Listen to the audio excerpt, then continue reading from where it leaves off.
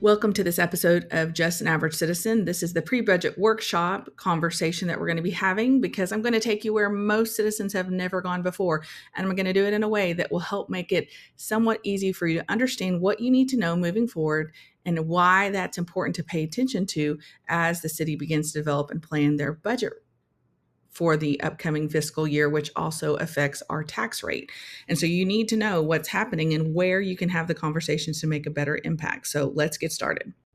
Okay, before I get into this, I just want to make sure you understand that these are just the proposed directions that the staff came up to present to the council, and the council was able to give them feedback to know where the staff is going to tweak things and make things get more polished so that they're ready for the actual budget workshop in August. So don't take these numbers at face value. There's still some more tweaking to happen, but this is the direction it's going in. I wanted to start with the first thing because there's so much to talk about, but I want to highlight things that I think matter to us when we're thinking about how do we engage as citizens more actively in the budget process to give communication and direction to council so that they can give direction and communication to staff on what needs to happen. And the first thing we're going to look at is this page 13. It's the General Fund Expenditures Program. And one of the things I've really struggled with trying to understand is where all the money's going. Now, I know big picture items, there it is, but every year the budget continues to increase and every year the tax revenue continues to increase, but I don't see anywhere they're actually cutting the budget or tweaking things to make it tighter and utilize our money better. And that's a big question to me, a big red flag to me when they're asking for more money. I want to say, well, what have you done with the money we've already given you? And I think this expenditure by program gives us a little picture into that. So we can see that the biggest and one of the most important parts of what a city does is provide public safety. You can see that's 54% as it should be. It should be a big priority. The other thing we don't see is as big of a percentage is the infrastructure and development. That should be another really big piece of the pie. And so we have other pieces that are kind of taking away from that aspect of it. Of course, administration, there is some limitations to how much you can work with that. I mean, you can't really touch that. But let's look specifically at community services and general services.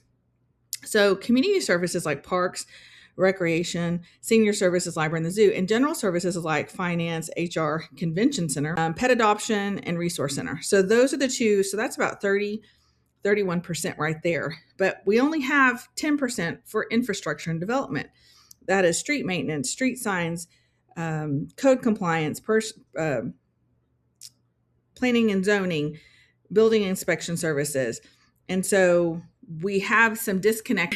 We are actually confused by spending more money on community services and general services, which is a secondary issue to public safety and infrastructure. Those are a big, important part of the pie pieces. And you can see why our budget is lending itself to not being functioning because we're not able to maintain infrastructure if we're only contributing about 10% of our expenses to that maintenance and care. And we'll talk more about that in a later slide. Okay, I can't talk about everything on this slide, but I just want to show you on this page 14 of the digital download that there are so many things in the red that we had to avoid doing in 2025. And even in 2026, we could not do capital projects because we had the cyber attack. That's not disclosed there anywhere on this page. But the thing is we don't have a lot of information. This is the first time I'm seeing some of this information in real time as to what they weren't able to take care of. But we haven't had a plan in years. And this is what happens when we don't have a plan. We get so far behind, we don't have any way to really catch up. Even with all this revenue coming in, we're not going to be able to probably make a very big dent this upcoming year. But we've got to know the history to know where we're going, and we know what's going on with the money. So that's what I wanted to point out here. You can see down below what the other category is. It gives you some information on there. On page 16, this is what I want to point out just on this whole thing. You can read it later if you want to.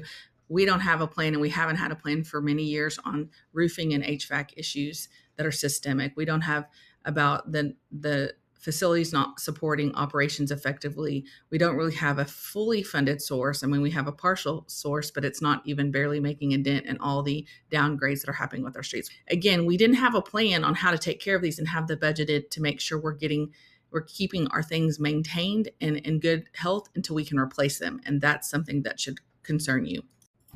Okay, so here's another pie chart that shows this information, but if you don't have the information we already have, this information comes across a lot differently. So this talks about trends in maintenance. So in 2016, we spent 12%. Only 12% of our budget towards maintaining our infrastructure. And that is probably where our downfall has been. Now in 2026, it's decreased to 10%. But notice at the top, it says this includes facility maintenance, parks, street services. It includes everything in that 15 or the 25% we saw in the other category. So they're including all maintenance for the entire city in this small amount of money, a small amount of percentage, but there's no dollar signs associated with this. How much was 12% in 2016? How much is 10% in 2026? These are things that we can ask questions about to understand the better picture, because right now, this is not enough information for us to really have any great insight into what is going on. So this competitive plan paying our employees has been on the discussion in many people's minds and thought process since February, when we heard about the firefighters fighting just to maintain their competitive pay. And we see the negative effects on the non-civil side, which are not the fire and police staff. The thing is if you cannot pay competitively, then you invest and train people who come in at that low paying price point. And as soon as they get skilled enough, they'll go find a better paying job. So we need to be able to retain them by having competitive pay. And since we haven't really done much adjustments to 2024, this is something that most who have been sitting on the council have seen this issue coming up again and again and not really dealing with it completely. And so it's important that we don't consider this an emergency. This is just something that is a part of making sure we have what we need as a city. And the cost is there, but what have we been focusing on instead of paying competitively? There are other things we've prioritized, and we need to get those cleared up so that we can make sure that we don't repeat the same mistakes and get us back in this place again. And I think there's some positive opportunities moving forward, but we have to know all the information to be able to do that successfully. So this is getting to the heart of what we really want to know as citizens, and I hope you're sticking with me because this is where it really does affect your bottom dollar. So it doesn't matter how much the state controlled or brought in money, they're not in charge of your taxes. It's a local entity, school districts and cities. And so they set a limit about a cap at 8% several years ago. And then in 2019, they passed SB2. And the biggest takeaway from this is it says, hey, cities, you cannot raise the tax rates more than 3.5% without going to the voters and saying, are you okay with this? It gave us back some power. Now, what the cities have done is say, oh my gosh, we can only raise it 3.5%. It just limits us so much. We're so burdened by this. But what they're not talking about is you. You're the one that's burdened by their increases, but they're not including you in this process. So it's like this toxic cycle that we need to stop. So just know that capturing revenue means raising taxes. That this is, if they're not talking about the no new revenue rate, which is comparing the tax rate to the revenue collected by that number, then they're not being completely honest with you and open about what they're actually doing. And that should raise red flags. As you learn this, you'll start to see it more and more and know exactly how you can speak into it. So another key component in understanding how much economic growth we're having is through sales tax. And a lot of this is through the construction process of it. So it's not like a sustainable amount of money that we can count on forever and ever. And we have to kind of be cautionary with it where we spend it. And that's wise. I'm completely fine with that. But what I want you to understand is the numbers that we're talking about. Through May 2026, it says here on this page, sales tax is 12 million, which is 34% over the prior year to date, and 13 million, 41% over budget. The fiscal year 26 budget included a 9% increase over the fiscal 25 year original budget and excluded this one-time sales revenue. So they already increased the budget 9%, it looks like, and I may be wrong, but that's what it looks like to me from what I can read. And that went over 41% over that budget. We have an unprecedented amount of sales tax coming in, but it's not long-term growth. So what you want to understand is that we're going to budget for that. That's the proposed thing, is to budget for that so that we can take advantage of it, but not put us in a place where we're overcommitted without having all that revenue coming in consistently. And so I think there's some wise decisions made in here, but I just want you to understand the amount of money coming in the sales tax revenue is mind-blowing to me. What I think is important to understand is property tax revenue. When they look at the revenue coming in, they look at the max they can get. They go, okay, if this is appraised, everything is appraised, and we get to take that tax revenues. Here's our numbers of what we're looking at. And so the other thing is then people come in and say, hey, I'm going to say that's too much money for my property. And then they get that reduction. And the city is expecting about $1 billion in taxable revenue taxable property being reduced. So they don't start at that less, like the expected amount. They start at the higher amount so that they have more to play with to tell you how much they're already cutting corners, but they're really not. So if you look here, though, this is an important slide that's not necessarily connected to that, but it shows you what they're expecting the revenue to be from the data center. So you can see that in year 2027, we're seeing a huge bump. Then it's still going to be higher. It's still going to be higher, but it's not going to be as big a bump. Then the next year it's going to go down a little. So there's some fluctuation and it'll go back up. So they're trying to play it safe now until they have a better understanding of what's going to be consistently in 2030 when everything should stabilize. So we're still kind of in some volatile seasons, but we are going to be seeing some increased revenue. And I think they're going to try and utilize that for one-time projects. Okay, so if you've made it with me this long, you're starting to get to the things that really matter as citizens. And if we can understand how the wording happens, how they phrase it, so they can be obscure and obtuse, then you can start to read in what they're not saying. So this is what staff presented to the council, and council agreed to this approach. The recommended approach is that we maintain the property tax rate at 0.7506 or the voter approval tax rate. Whichever is lower. So the voter approval tax rate is a level they set that says if you go above this, you have to get the voters to approve it. So more than likely, they're not going to do that. And more than likely, it just depends on the information. They don't even have the data in, but they want to keep the tax rate the same. The problem is maintaining that tax rate doesn't mean your taxes are not going to go up. Odds are, because property values have gone up, your appraisals have gone up. The tax burden is really on the local municipalities, the school districts, and the city. And so the cities can decide how much tax you pay. It's not the state level, it's a local level. So that's why elections matter. So this is a proposal, more than likely a tax increase, because the revenue has just been probably increased, or the property values have been increased. So that means the revenue is going to increase. And so that's how you can have a tax increase without them changing the number. And you don't even know the wiser if you're not paying attention. That's why SB2 came out, so that they had to actually use this term, no new revenue rate, which gives you the information that compares revenue to revenue from year to year. So you can see, oh, look, they're taking in more money. That means my taxes are going up. Okay, these are 4 slides that I'm just going to show you really quick, pages 67 to 70, because I want you to see their approach. Their approach is, how can we get money to produce the revenue, or how can we get revenue to produce the budget that we want? They're not thinking about how can we cut our budget to make sure our citizens are getting some tax relief, since the state legislature has tried for the last 2 sessions to give us tax relief through tax exemptions or homestead exemptions and things like that. No, they're just working on how can we get our budget that we want and take care of what we want, and we're not a part of it. And that to me is very disappointing, and it shows a lack of transparency. So the first budget scenario is where they have a flat 0.7 flat. It says flat 0.7506 tax rate. Well, flat doesn't apply there because they're just saying it hasn't changed, but that's not really necessarily the right way to describe it. They're saying they shouldn't have put that word there. That is an unfortunate choice, in my opinion. So the problem is with the tax rate, it can stay the same number, but they can get more revenue, which means our taxes increase. And that's what we find out July 25th with the no new revenue rate. And I'm glad they're doing the workshop in August so that we can work with the actual numbers rather than the projected numbers.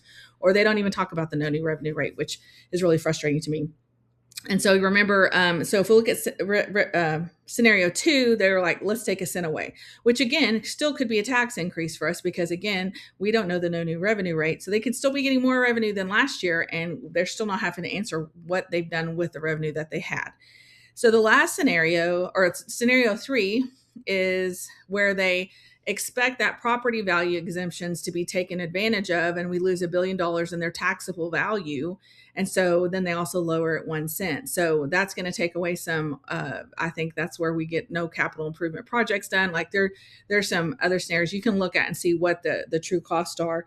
And you can see what it is. And I won't go into those details. Last scenario is where they keep it the same as it was last year, keep that number the same, and then they assume that we're going to lose a taxable, the $1 billion. And I don't understand, why would we not just start there conservatively? That we'll probably lose $1 billion in exemptions, and then that's a real rate we can work with. But I feel like it gives some more wiggle room for them to say, look what we've already given up. Now, can't you do your part? Can't you give in? Which is contrary to what the state has been trying to do for us for many years. So now if you're okay with tax increases, then you're probably good with this program and how it's been working for the last few years. But if you would like a little relief and you'd like to give direction that, hey, we've got to make some choices, and one of those is that maybe I get some relief from the taxes, then that's something where you can communicate that to the city council. I'm going to land this plane because honestly, most people don't have the capacity to learn a whole lot more about what's going on. But trust me, there's so much more that I wish I could share with you. For example, there's $15 million plans to do $50 million worth of minor improvement project funds. There's also the one-time funds that they need right now that they're like, that needs to happen. These are not just like things that we can hope for in the future. There's like $245 million worth of one-time needs that I can't go into all that. I can't go into the water rates increasing. I can't go into the sewer rates increasing, or the fact that they really have had no capital improvement plan to fund that. The sewer projects, which baffles me. There's lots of other little things that I can't go in. How the payroll happens, or what we're doing with the competitive pay, the street maintenance fee, and how the linear roads are the biggest. There's so much to do in those, and so there are going to be not only tax increases, there's going to be water rate increases, there's going to be sewer rate increases. There's just lots going on in the community right now, and if you don't understand what's coming, you're going to be mad when it happens because you didn't know what was going on. So this is your opportunity to pay attention and start to learn how to get involved in this process. So we have now, look at these dates. We have now until, the key budget dates. So they got the appraisal, they'll get the certified values for the appraisal districts on July 25th. They used to hold the workshop right before that, so they never talked about the no new revenue rate, which is really important. And I look forward to hearing them discuss that more throughout the budget process. And so we'll have those on hand. The proposed budget to city council will happen on July 31st, which I believe that's where you will actually, it'll be early enough. Maybe we won't have access to that. I don't know exactly when we'll have access to that. Then it'll be downloaded. We'll check on that and make sure we can look and see where that proposed budget will be downloaded, or you can look at it online. Then the council budget meeting workshop will be August 24th. So any communication you want to have done before any of this gets set into stone, you got to communicate to them before August 24th, because that's when they're discussing things. And that's when they discuss it, they pretty much move in that direction. There's a time or two where they haven't, but they pretty much have their ideas made up, or their minds made up, and they're going to go in that direction. Then the count, because it's really typically done in about 2 or 3 or maybe 4 hours max. I mean, it's really not a long process, even though they used to budget 3 days for it. It usually took about one morning. And it wasn't very long. So there's not a whole lot of discussion happening. Then also the final budget approval and its second reading. So that means it'll go through the meeting one time without being acknowledged through consent agenda. And then September 10th is when it's all finalized, because it has to be put in place and ready to go for October 1st. So you have gone where not many citizens have gone before. And I hope I made it a little easy to answer. Please feel free to comment any questions, or I may have misspoke some things, and if it made it confusing, it happens. It's hard to do these kind of podcasts in one stream motion without having any kind of little mishaps when you're thinking out loud and all those things. So I'm not saying there's no flaws in this, but I am happy to address any issue that I bring up and to be challenged on it. And that's why I put the page numbers in here, so that you could go back and see if I'm telling you what really is true. And if I have no agenda except to make sure you're informed. And if you get informed and decide you don't want to agree with me on some of the outcomes or some of the direction, then that's fine. All I want is informed citizens. And I appreciate you listening to this and looking at it. And let's get this conversation going so we can actually have a really transparent and open discussion about what is happening with our dollars, our tax dollars, and the revenue that is used in our cities to really focus on making sure we're making it the best community we can have. And that's the greatest goal that I would have, because I want my kids and my grandkids to enjoy this place I call home. And so if that's the end result, then I feel like I'm winning. Let's make sure we're educated, informed, and empowered to make an impact in Abilene and the Big Country.